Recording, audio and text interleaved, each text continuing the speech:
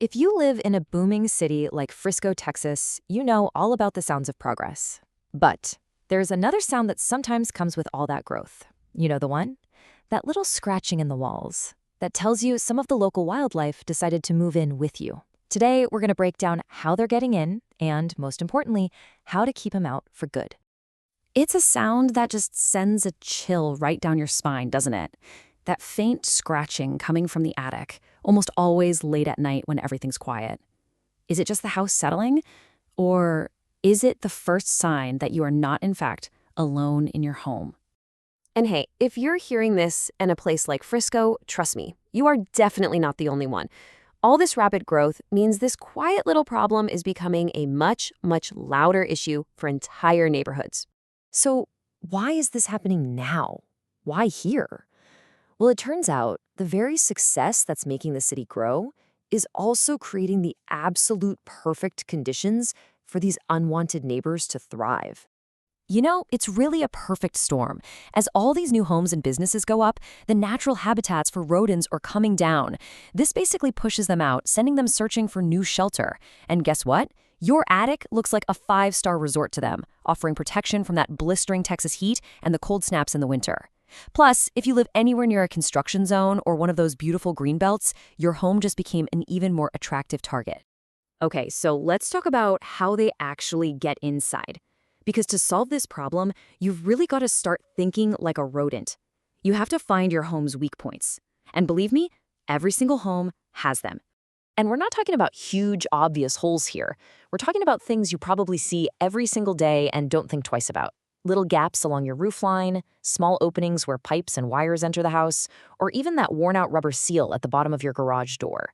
To you, it's nothing. To a rodent, it's a giant, flashing welcome sign. So let's really put this into perspective, because we see these little gaps, but we almost always underestimate just how tiny an opening we're looking for. Go on, take a guess. How big of a hole does a mouse really need to squeeze its entire body through? 1/4 of an inch. That is it. I know, it sounds impossible, right? But because of their flexible skeletons, they can actually flatten their bodies and wiggle through unbelievably tight spaces. So yeah, think about it like this. If a gap in your home is the size of a quarter, it might as well be a wide open door. And that's exactly how a tiny little crack that you would never even notice becomes a major highway for rodents to get inside. And once they are inside, this is where the problem stops being just a simple nuisance. It quickly becomes a genuine threat, not just to your property, but to your family's health. It's so true. What starts as that one little issue, that little scratching sound, can spiral into extensive damage and some seriously costly repairs. You know, ignoring it doesn't make it go away. It just gives the problem time to grow, usually out of sight deep inside your walls. So let's break down the 3 biggest risks here. First up, electrical. A rodent's teeth never stop growing, which means they have to constantly chew on things. And for whatever reason, they love electrical wires. This is a major fire hazard. Second, you've got health. Their droppings in urine contaminate your attic space, which can seriously affect the air quality throughout your entire home. And third is structural. They will literally shred your insulation to make nests, which leads to higher energy bills and, you guessed it, expensive repairs. All right, so that's the bad news. The situation can get pretty serious. But the good news is there is a methodical, proven way to solve this problem for good. And it goes way, way beyond just setting out a few traps and hoping for the best. A real professional approach follows these 3 essential steps. First, a super detailed inspection to find every single possible entry point. Second, safely and effectively removing any of the critters that are currently living there. And third, and this is the most important step of all, sealing the entire structure to make sure they can never, ever come back. Yet, this final step, it's called exclusion, and it is absolutely the most critical part of this whole process. This is the detailed, painstaking work of sealing every single one of those quarter-sized gaps with strong, durable materials. You're not just patching a few holes, you are literally building a fortress around your home. And that's really the fundamental difference, isn't it? Setting traps is just temporary management. Exclusion is a permanent solution.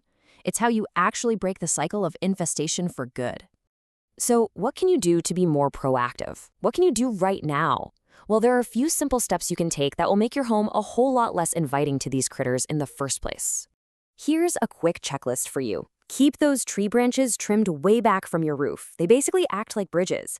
Make sure your outdoor trash cans are always sealed up tight. Clean up any fallen fruit from trees or leftover pet food in the yard. And just, do your own periodic walk around of your house, sealing up any small cracks you find. These little things can make a huge difference. It's an old saying, but man, it is so true for a reason. Taking these small preventative steps right now is so much easier and cheaper than dealing with a full-blown infestation down the line. And that really brings us to our final thought. After everything we've just talked about, those quarter-sized entry points, the hidden dangers in the walls, it's probably worth asking yourself this question. Is my home truly sealed against these unwanted neighbors? The answer just might be the key to your peace of mind.